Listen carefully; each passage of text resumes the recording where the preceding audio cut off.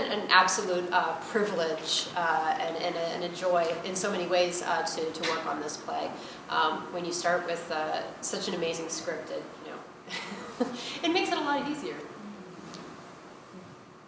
I could add a question.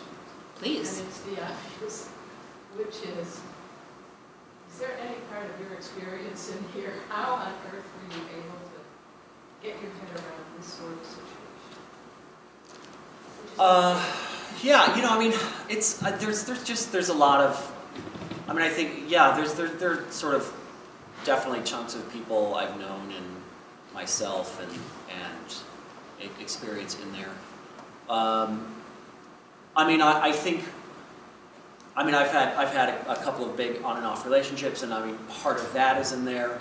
I mean, I started writing the play because when I was actually I started thinking about the play a long time ago. In 1995, I had a theater. Yeah, I had a theater professor who Joan McGillis.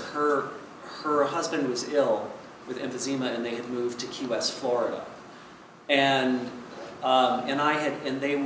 Joan was directing a play of mine down there, like one of my first plays, which I was 25 years old, and it was great to get that, to have that happen. And I was living with them, or I was with them essentially every day for 3 weeks or 4 weeks, and there was just this palpable.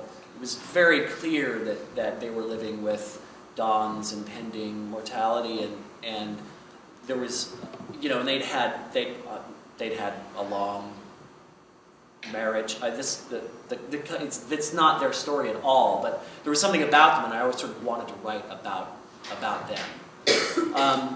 And then years later, I had read a story in the New York Times about couples who are estranged, who sometimes, when there's an illness, will come back together, or a partner who's left will come back and care for the person who's ill. And I thought that was really, that seemed to be sort of another piece in that puzzle that I wanted to write about. And then years after that, I was working on a different play, and I was a little stuck.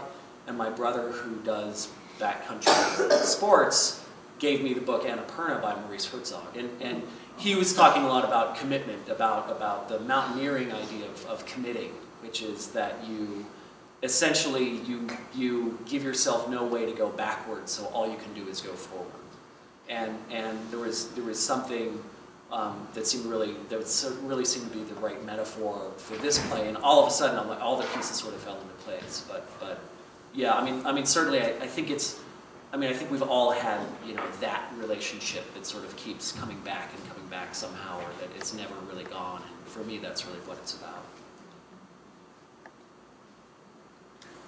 What about the poem at the end? The poem at the end of the play? Yeah. Which is beautiful. Yes. Well, I knew that I'd sort of painted myself in a corner. I thought, oh, now I've got to write a poem.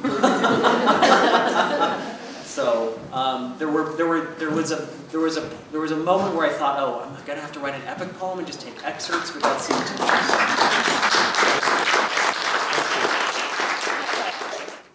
I remember reading it for the first time, the play for the first time, and there's a lot of build-up. It's like, that Ulysses is the real thing, that he's the real deal, and then, it's like, oh, this poem is starting, oh God, I really hope it's good, and I just think it's gorgeous.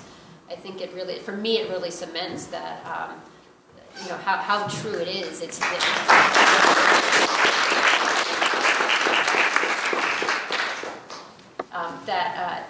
that he really was the real thing and still is the real thing, and I think that adds so much to our relationship as the audience to both Ulysses and Emma individually, but also I think really feeds into the strength of their relationship as it is as well.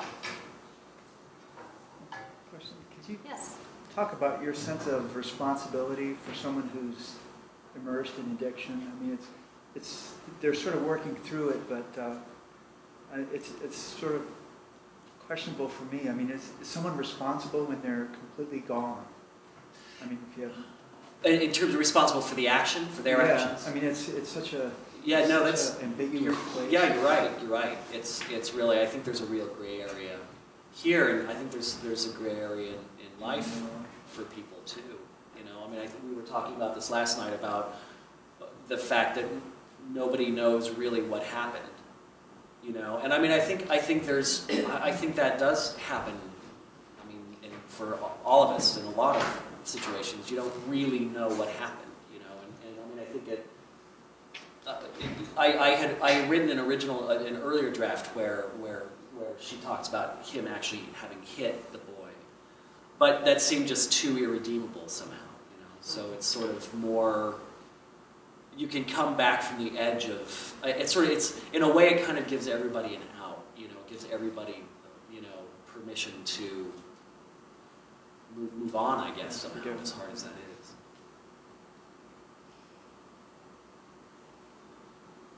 Yes, ma'am. I think that the thing that's been so neat is that even though she was extremely fond of her husband, and even with his problems with addiction, she had to take the child out. Yeah. I think that shows some of her strength, that she was able to do that. And you write this great thing about that she told her mother not to let her read anything because she was so deeply attached to this man, and if she had read these letters, she quite possibly would have gone back. And he was also at that time still drinking, you know. Interesting. So it's like Ulysses in the Isle of the Sirens. Yes. She can't touch the letter because they might pull her back in. Pull her back in. Yeah, for me the big tragedy is why did you tell me why I had to. Yes. Oh my God. It guts me. Yeah. Yeah. Why we had to live without you. Yeah. You know, it's very. Because I think there's that thing with these people who are really magnetic and charming and, you know, like they're fun to be around. Yeah. It's a great, fun, amazing life, and then you fight and it's horrible and then it's fun again, and, you know, it's just hard to get it, it's hard to separate. Yeah. The thing that is, to me, so poignant about the conflict here is just the fact that neither one of them knows what the other knows. He doesn't know why she left. She doesn't know that he hasn't got a clue why she left. And they touch on it several times. You know, he says he has no memory of it. She doesn't believe it.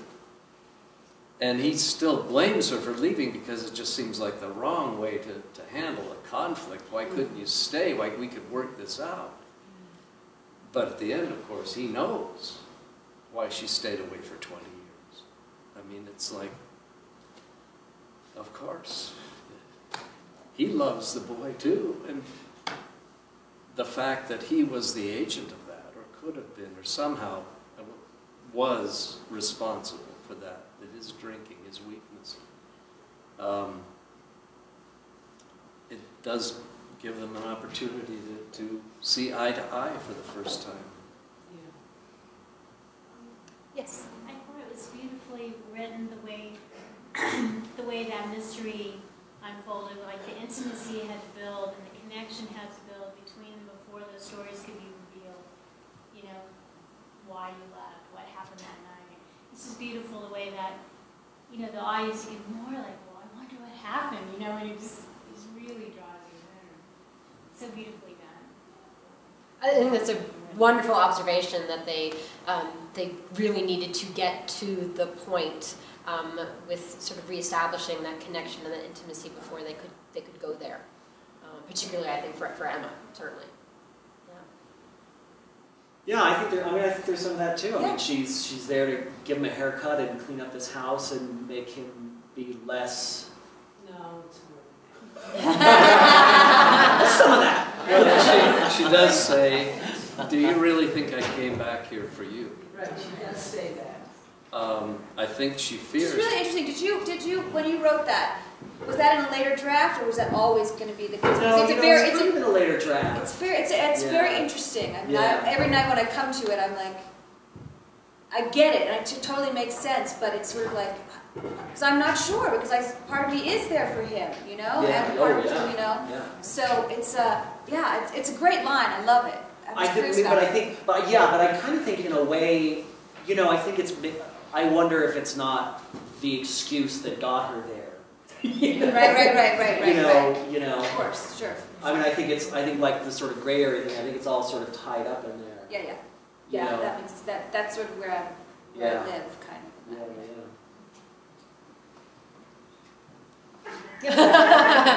You fight it over. Yes. Which one? A more general question for you, Sharr. When did you know you wanted to be a writer? You know, I didn't really figure it out until I had unfortunately gone to school as an actor. So I'd started writing when I was in acting school, and there wasn't a writing program, and I got out and I moved to New York, and it was probably several years after that, and I realized really all I wanted to do was write, or rather, when I had an audition, it was really a pain because it ruined a good day of writing, you know. And that sort of was when I realized I needed to jump over. Well, my question was about the actual craft doing this. You talked a little bit about starting to think about this play 15 years ago or whatever. How do you develop? Is it the characters that develop first? Is it the storyline that develops first, or is it all happening at the same time? I think it's usually more of a character, I think. I mean, I think in the very beginning I had a really strong sense of Ulysses, and I think the hard part was you know, in a way, you know, at first Emma was not as, she was almost sort of Ulysses' foil, and I think the real process of figuring out how the play was going to evolve was about sort of strengthening Emma more and more and more until in a way she sort of is controlling the action, even though she's not exactly sure of it. But yeah, it takes. I think you have to really live with an idea for a long time. I mean, even if, you know, sometimes, I mean, yeah, you feel like you could write something in 2 weeks, but I feel like even just the act of writing it, you need a long time to really start understanding what it's actually about, because you fool yourself all the time as a writer, as anybody. We all fool ourselves, you know. So you start into something and you think, oh, well, it's about this, and you realize, oh God, it's about that. But that takes time, you know, to start working. Does it change a lot when you start to see it realized physically on the stage? Yeah, I mean, mostly, really the changes usually have to do, well, with something like this where, I mean, it's really a difficult exposition, the backstory of everything, you know, that was the real puzzle piece. So I did a lot of changing to make sure that everybody has just enough information so that you understand the moments that come after, but you never really want that point where somebody says, and then you know, it's a very awkward dance there. But usually, once it starts getting up on its feet, what it is, it's about once you put some beats in action, you realize that you void some other things that you were verbalizing. You know, it just takes the place of that verbalization. So it's really about trimming in ways to keep the play in action. You find that some of the actions are starting to double the actions in the writing. There's a lot of careful cutting that has to go into it. Take a few more questions. Yes, Yeah, Mary. why did you call him Ulysses? Why did you call him Ulysses? Well, I wasn't sure at first, and then I realized well, that he's definitely been on a really harrowing journey that's left him in a very different place, in a different world, and he's gone through all these huge adventures. It seemed right, and there was something that seemed a little, you know, he's sort of for me, I sort of like the idea of him being the anti-hero in a way, and still having this ironic name of Ulysses. But in a way, she's the one who was gone for Yeah. 20 years. Right. And has come to return. Penelope just didn't work for me. I know. It's a curious thing. I know, that cute little apron. Yeah.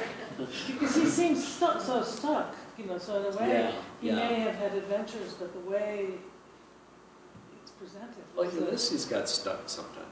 Yeah. Yeah, And he lost all his shipmates. And, But he you know. got out and moved around. He Right, flips right. around. You seem Yeah. to be stuck in the trailer there for Well, I did have a long monologue I cut out. That was about all of it. So.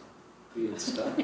About like, it was the part where she says, what happened to you? And he says, it's the, Oh, yeah. You had a The Reader's Digest version? Yeah. I literally made it the Reader's Digest version. one thing leads to That was literally, yeah, so I replaced it with this whole model, I just replaced it with one thing leads to another. I love it. I admire that. I Yes, really ma'am. do.